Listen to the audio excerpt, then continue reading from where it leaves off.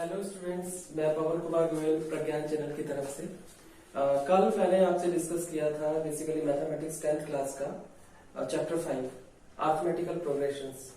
Arithmetical progressions के बारे में मैंने बेसिक्स डिस्कशन किया था जो आप लोगों को समझ में आया होगा।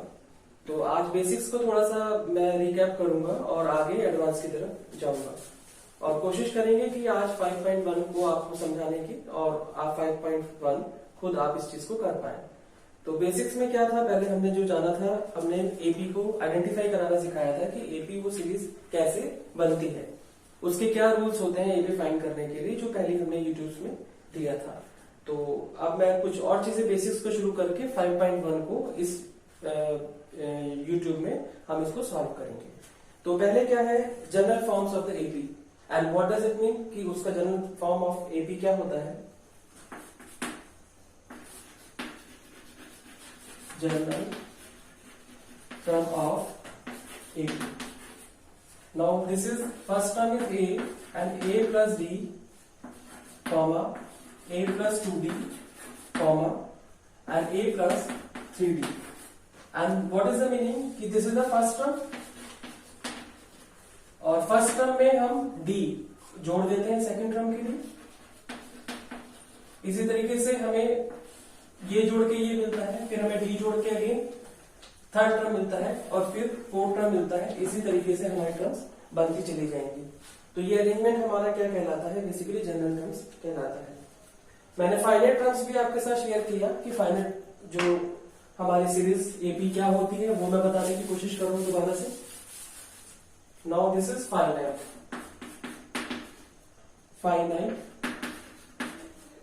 Finite AP. What is the meaning? Number of terms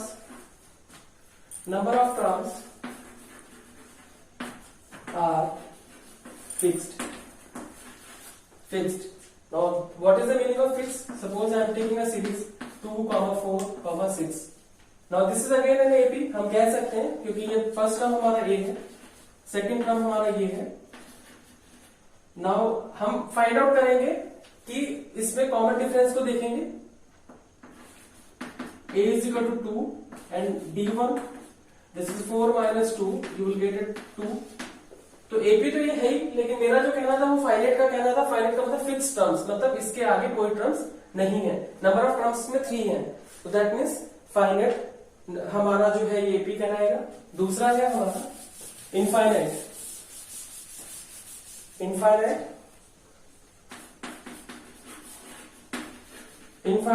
AP।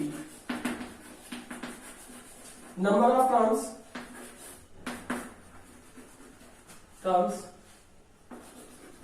not fixed. What does it mean? 2, 4, 6, 8 up to infinite. Again an AP ही है वो, और हमारा यहाँ पर क्या है कि वो नंबर ऑफ टर्म्स जो है आगे इनफाइनाइट की तरफ जा रहा है। दैट मीन्स वो चलते जा रहा है, उसमें कोई रुकावट नहीं है। ये चीजें आपको क्लियर हो गया होगा। पहचान करना आ गया, ए निकालना आ गया, डी निकालना आ गया, सीरीज बनाना आ गया। तो now start 5.1। The question number 1 says, I am reading a question basically. In which of the following situations does list of the numbers involved make as arithmetical progressions and why? Question number 1.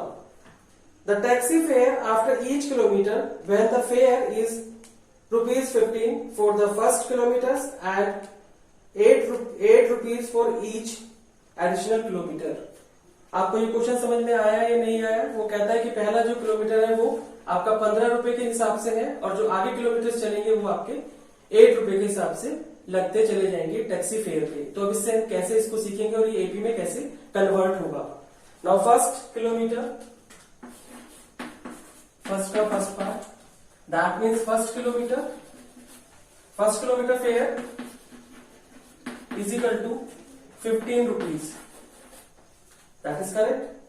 Second kilometre fare is equal to 15, क्योंकि हमारा दूसरा 8 था तो add हो जाएगा। Now you will get the 23। ये चीज समझ में आ रहा होगा। Third kilometre fare is equal to जो ये आया होगा 23 क्योंकि उसमें 8 ऐड होगा, that is 31. A 4 kilometer fare becomes 31 plus 8. Now you will get it 39. ये सीरीज बनानी आपको आनी चाहिए इस क्वेश्चंस के अंदर. क्वेश्चन की डिमांड के अकॉर्डिंग जो हमने थ्योरी पढ़ा था उसको हमने स्टेटमेंट में कन्वर्ट किया. Now we can write AP. AP लिखेंगे स्टार्टिंग फ्रॉम है 15, 23, 31 और 39.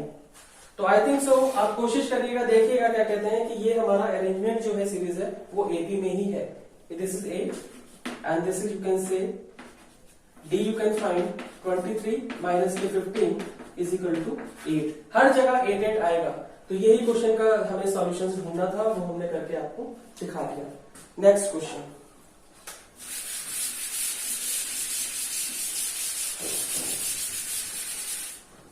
नेक्स्ट क्वेश्चन मैं रीड कर रहा हूं. The amount of air present in a cylinder when a volume pump remove 1/4 of air remaining in the cylinder at a time. That means the volume जो है पहला हमारा जो है वो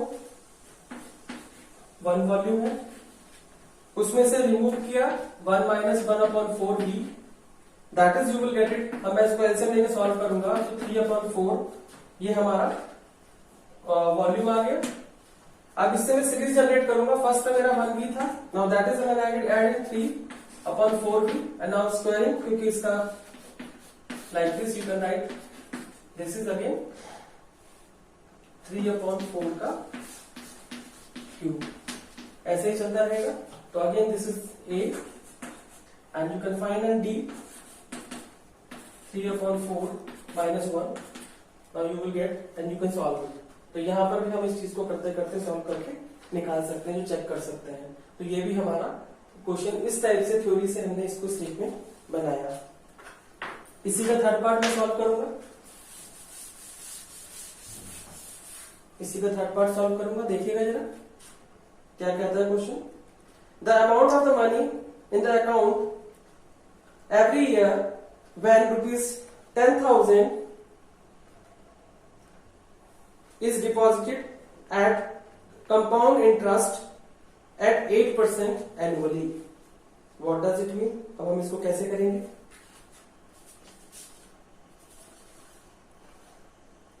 हम कैसे करेंगे इसको सॉल्व? देखिएगा जरा. This is the formula first का third part. Or say the cost of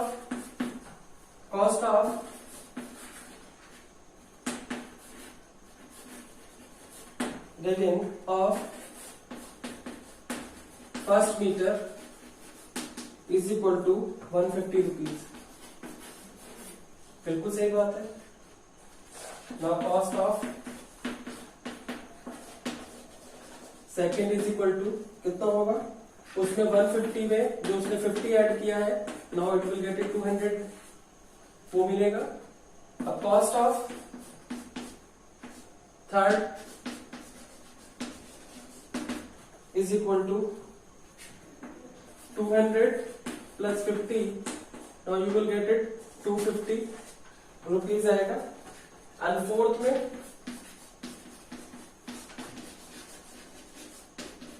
250 plus 50 is equal to 300. तो now just you keep in a arrange in a AP. तो पहला क्या था हमारा 150, 200, 250 और 300. Now this is again an AP. तो we can find the AP. तो ये चीजें भी आप इसमें कर सकते हैं और ये स्टेटमेंट से हमने इसको कन्वर्ट किए एक्चुअली में न्यूमेरिकल वैल्यू में कि क्या क्या काम हो रहा है. तो उसको हमने समझाने की कोशिश की है. तो मुझे लगता है कि आपको शायद ये क्वेश्चन समझ में आ गया होगा. मैं इसका फोर्थ पार्ट सॉल्व करने जा रहा हूं. The amount of money is in the account every year when rupees 10,000 deposited at the compound interest at the 8% per annum. Now compound interest formula first you apply. what is the formula? You know the things? You know the things? What is the things? P 1 plus R upon 100 की power n after n years. This is the formula to finding the compounding interest. Therefore, the every years the 1 month will be, you can write principal is 10,000, 1 plus R is 8% rate of interest, और n for 1 year you can keep this like this, इस तरीके से रख सकते हैं. Again terms is 10,000, 1 plus rate of 8, and again n has to be changed. This is 2, like this. 1 plus R is same as the 8%, and the n has to be changed. Now keep in third. Now so on. So you can find this type of questions, you can solve it. कि आप इस तरीके से questions को इसमें फॉर्मूले में values रखेंगे और इसको सॉल्व करेंगे. Now this is again an AP. यदि हम कहें कि ये भी हमारी AP है. Next question is question number 2. Question number 2. And what is the question number 2? Just I am reading a question number 2. First, write the first 4 terms of AP when the first term and the common difference D are given below. यहाँ इस question में हमें क्या है? A given है, A given है और हमारा D given है, और उससे हमें सीरीज बनाना है. A is equal to 10 और A is equal to 10 and D is equal to 10. तो क्या करेंगे? A तो हमारा है 10, यहाँ पे हम 10 लिखेंगे, और इसमें हम क्या करेंगे? सेकंड टर्म में हम क्या करेंगे? D को हम ऐड करते चले जाएंगे. कितना होगा? 10 plus 10, 10 plus 10 इधर कर लेते हैं. कितना हो गया? 10 plus 10 20.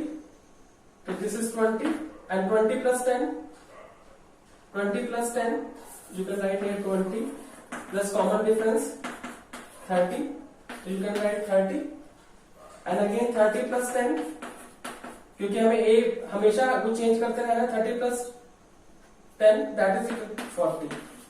Now this is a basically आपको जब A गिवन है और D गिवन है तो आप उस तरीके से AP को बना सकते हैं. और कोशिश करता हूं बच्चों आपसे कि आप आगे के सारे क्वेश्चंस को सॉल्व करेंगे, और कोई भी आपको प्रॉब्लम्स होता है यदि आता है आपको तो आप मुझे कमेंट्स कर सकते हैं मुझे, और अपना फेसबुक पेज पे कुछ भी कमेंट दे सकते हैं, और हमारा यूट्यूब चैनल भी देखते रहें और इस चीज को आगे की तरफ बढ़ाते रहें. तो नेक्स्ट लेक्चर में मैं इसका जो आगे की जो सीरीज है आपका 5.2 और एक्सरसाइज जो है वो सॉल्व करूंगा. Thank you.